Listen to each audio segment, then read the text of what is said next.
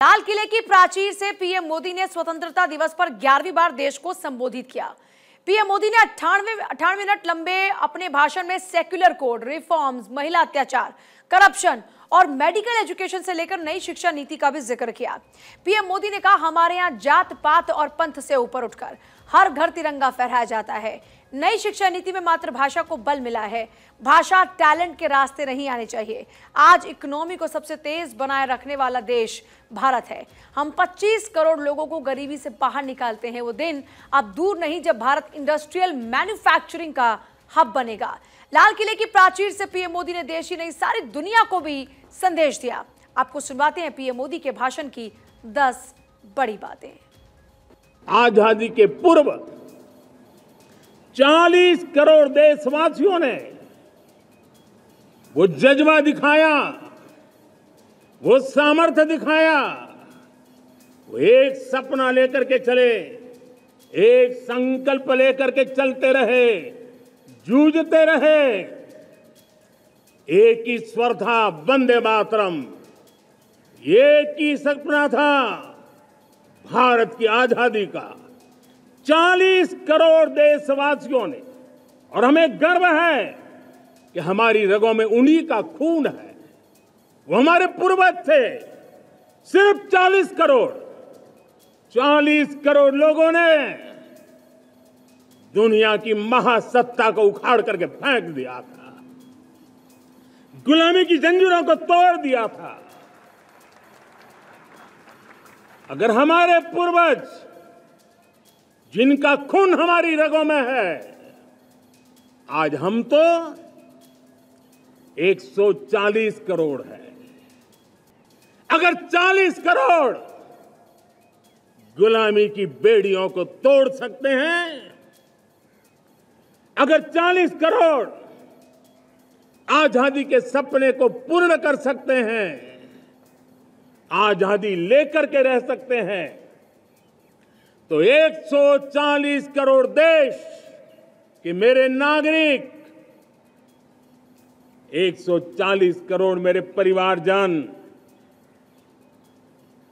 अगर संकल्प लेकर के चल पड़ते हैं, एक दिशा निर्धारित करके चल पड़ते हैं, कदम से कदम मिलाकर, कंधे से कंधा मिलाकर अगर चल पड़ते हैं, तो चुनौतियां कितनी भी क्यों ना हो, अभाव की मात्रा कितनी ही तीव्र क्यों ना हो, संसाधनों के लिए जूझने की नौबत हो, तो भी हर चुनौती को पार करते हुए हम समृद्ध भारत बना सकते हैं। हम 2047 विकसित भारत का लक्ष्य प्राप्त कर सकते हैं। अगर 40 करोड़ देशवासी अपने पुरुषार्थ से, अपने समर्पण से, अपने त्याग से, अपने बलिदान से आजादी दे सकते हैं, आजाद भारत बना सकते हैं, तो 140 करोड़ देशवासी उसी भाव से समृद्ध भारत भी बना सकते हैं। आज अनेक क्षेत्रों में, आज हमारे रक्षा क्षेत्र में देखिए, हमारा एयरफोर्स हो, हमारी आर्मी हो, हमारी नेवी हो, हमारा स्पेस सेक्टर हो, आज हमारी महिलाओं का हम दमखम देख रहे हैं देश के लिए।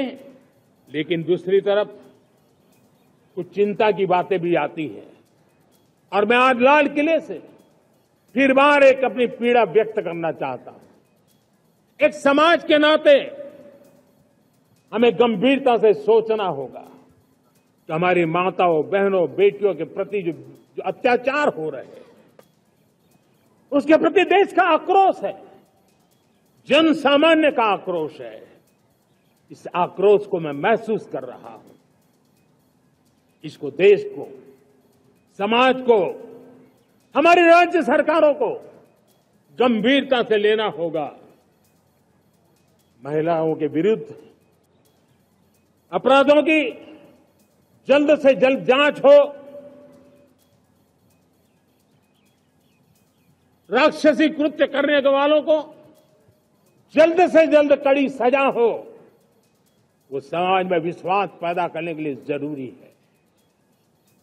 मैं ये भी बताना चाहूंगा कि जब बलात्कार की या महिलाओं पर अत्याचार की घटनाएं घटती हैं तो उसकी बहुत चर्चा होती है, बहुत प्रचार होता है, मीडिया में छाया रहता है। लेकिन जब ऐसे राक्षसी मनोवृत्ति व्यक्ति को सजा होती है तो वो खबरों में कहीं नजर नहीं आती, एक कोने में कहीं पड़ा रहता है। अब समय की मांग है कि जिनको सजा होती है उसकी व्यापक चर्चा हो, ताकि ऐसा पाप करने वालों को भी डर पैदा हो कि ये पाप करने की हालत ये होती है कि फांसी पर लटकना पड़ता है। और मुझे लगता है कि ये डर पैदा करना बहुत जरूरी है। मेरे प्यारे देशवासियों, जब मैं देश में एक चिंता हमेशा कहता हूं, परिवारवाद, जातिवाद भारत के लोकतंत्र को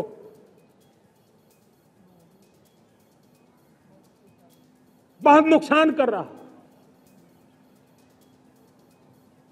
देश को, लोक राजनीति को हमें परिवारवाद और जातिवाद से मुक्ति दिलानी होगी।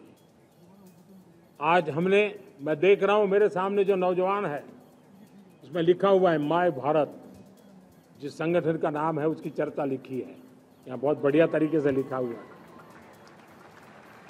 माय भारत के अनेक मिशन है।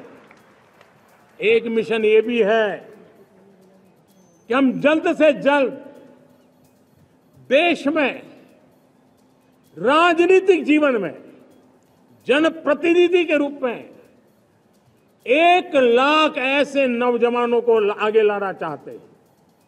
शुरुआत में 1 लाख नौजवानों को आगे लाना चाहते हैं जिनके परिवार में किसी का भी कोई राजनीतिक बैकग्राउंड न हो, जिसके माता पिता भाई बहन चाचा मामा मामी कभी भी राजनीति में नहीं रहे, किसी भी पीढ़ी में नहीं रहे, ऐसे होनहार नौजवानों को फ्रेश ब्लड 1 लाख, चाहे वो पंचायत में आए, चाहे नगर पालिका में आए, चाहे जिला परिषदों में आए, चाहे विधानसभा में आए, लोकसभा में आए, 1 लाख नए नौजवान, कोई भी प्रकार का पूर्व का राजनीतिक इतिहास उनके परिवार का ना हो, ऐसे फ्रेश लोग राजनीति में आए ताकि जातिवाद से मुक्ति मिले, परिवारवाद से मुक्ति मिले, लोकतंत्र को समृद्धि मिले। और जरूरी नहीं है कि एक दल में जाए, उनको जो पसंद हो उस दल में जाए, उस दल में जाकर के वो जनप्रतिनिधि बन करके आगे आए।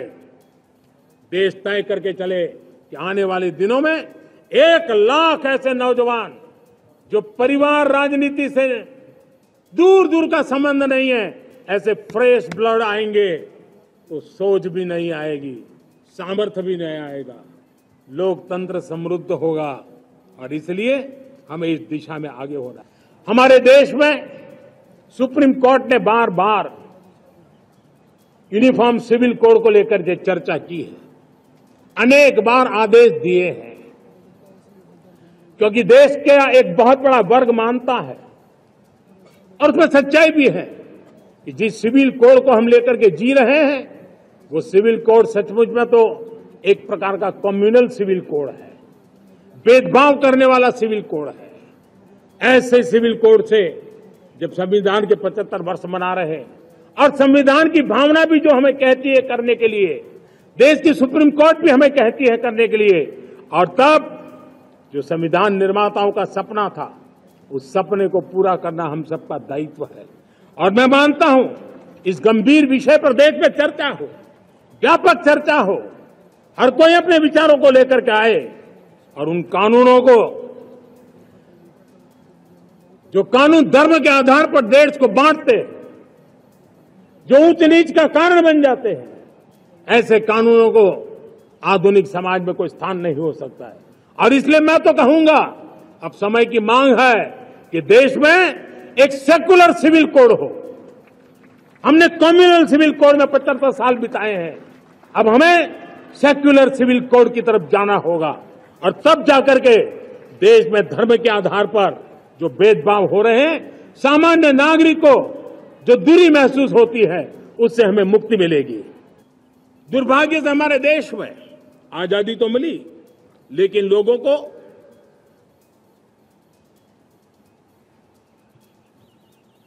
एक प्रकार से माई बाप कल्चर से गुजरना पड़ा। सरकार के पास मांगते रहो, सरकार के बाद हाथ फैलाते रहो, किसी की सिफारिश के लिए रास्ते खोदते रहो। वही कल्चर डेवलप हुआ था। आज हमने गवर्नेंस के इस मॉडल को बदला है। आज सरकार खुद लाभार्थी हितार्थी के पास जाती है। आज सरकार खुद उसके घर गैस का चूल्हा पहुंचाती है। आज सरकार खुद उसके घर पानी पहुंचाती है। आज सरकार खुद उसके घर बिजली पहुंचाती है। आज सरकार खुद उसको आर्थिक मदद दे करके विकास के नए आयामों को सर करने के लिए प्रेरित करती है, प्रोत्साहित करती है। आज सरकार खुद नौजवान के स्किल डेवलपमेंट के लिए अनेकविध कदम उठा रही है। साथियों, बड़े रिफॉर्म्स के लिए हमारी सरकार बहुत ही प्रतिबद्ध है और हम इसी के द्वारा देश में प्रगति की राह को चुनना चाहते हैं। साथियों, देश में नई व्यवस्थाएं बन रही है। देश को आगे ले जाने के लिए अनेकविध नीतियों को, अनेकविध पॉलिसीज को निरंतर बनाया जाए और नए सिस्टम पर देश का भरोसा भी बढ़ता रहता है, निरंतर बढ़ता रहता है। आज जो 20-25 साल का नौजवान है, जो 10 साल पहले जब 12-15 साल की उम्र का नौजवान था, उसने अपनी आंखों के सामने ये बदलाव देखा है। 10 साल के भीतर भीतर उसके सपनों को आकार मिला है, धार मिली है और उसके आत्मविश्वास में एक नई चेतना जगी है और वही देश का एक नया सामर्थ्य के रूप में उभरना है। आज विश्व भर में भारत की साख बढ़ी है, भारत के प्रति देखने का नजरिया बदला है। आज विश्व में युवाओं के लिए संभावनाओं के द्वार खुले हैं, रोजगार के अनगिनत नए अवसर जो शायद आजादी के इतने सालों के बाद भी नहीं आए थे, वो आज उनके दरवाजे पर दस्तक दे रहे हैं। संभावनाएं बढ़ती गई हैं, नए मौके बन रहे हैं। मेरे देश के युवाओं को अब धीरे धीरे चलने का इरादा नहीं है। मेरा देश का नौजवान इंक्रीमेंटल प्रगति में विश्वास नहीं करता। मेरा देश का नौजवान छलांग मारने के मूड में है। वो छलांग मार के नई सिद्धियों को प्राप्त करने के मूड में है। मैं कहना चाहूंगा, भारत के लिए गोल्डन एरा है। वैश्विक परिस्थितियों की तुलना में भी देखें, ये गोल्डन एरा है। मेरे प्यारे देशवासियों, समाज की मनोरचना में भी बदलाव कभी कभी बहुत बड़ी चुनौती का कारण बन जाता है। हमारा हर देशवासी भ्रष्टाचार की दिमक से परेशान रहा है। हर स्तर के भ्रष्टाचार ने सामान्य मानवीय का व्यवस्थाओं के प्रति विश्वास तोड़ दिया है। उसको अपनी योग्यता, क्षमता का प्रति अन्याय की जो गुस्सा होता है, वो राष्ट्र की प्रगति में नुकसान करता है। और इसलिए हमने व्यापक रूप से भ्रष्टाचार के खिलाफ एक जंग छेड़ा है। मैं जानता हूं इसकी कीमत मुझे चुकानी पड़ती है, मेरी प्रतिष्ठा को चुकानी पड़ती है, लेकिन राष्ट्र से बड़ी मेरी प्रतिष्ठा नहीं हो सकती है। राष्ट्र के सपनों से बड़ा मेरा सपना नहीं हो सकता। और इसलिए ईमानदारी के साथ भ्रष्टाचार के खिलाफ मेरी लड़ाई जारी रहेगी। बांग्लादेश में जो कुछ भी हुआ है, उसको लेकर पड़ोसी देश के नाते चिंता होना, मैं इसको समझ सकता हूं। मैं आशा करता हूं कि वहां पर हालात जल्द ही सामान्य होंगे। खास करके 140 करोड़ देशवासियों की चिंता कि वहां हिंदू, वहां के अल्पसंख्यक, उस समुदाय की सुरक्षा सुनिश्चित हो। भारत हमेशा चाहता है कि हमारे पड़ोसी देश सुख और शांति के मार्ग पर चले। मेरे प्यारे साथियों, डिफेंस सेक्टर, हमारी आदत हो गई थी, डिफेंस बजट कितना ही क्यों न हो, लेकिन कभी कोई सोचता नहीं था कि डिफेंस बजट बढ़ा तो जाता कहां है। डिफेंस बजट विदेशों से खरीदी में चला जाता था। अब हम चाहते हैं हम आत्मनिर्भर बने। और मैं हमारी डिफेंस फोर्सेस का हृदय से धन्यवाद करता हूं। उन्होंने हजारों ऐसी चीजें लिस्ट कर दी है। उन्होंने तय किया है कि हम विदेश से नहीं लाएंगे। राष्ट्र के लिए जीना क्या कहते हैं ये हमारे सेना के जवानों ने दिखाया है, और उसके कारण डिफेंस के सेक्टर में हम आत्मनिर्भर होते चले जा रहे हैं। साथियों, चुनौतियां हैं, अनगिनत चुनौतियां हैं। चुनौतियां भीतर भी है, चुनौतियां बाहर भी है। और जैसे जैसे हम ताकतवर बनेंगे, जैसे जैसे हमारा तवज्जो बढ़ेगा, तो चुनौतियां भी बढ़ने वाली है। बाहर की चुनौतियां और बढ़ने वाली है, और मुझे उसका भली भांति अंदाज है।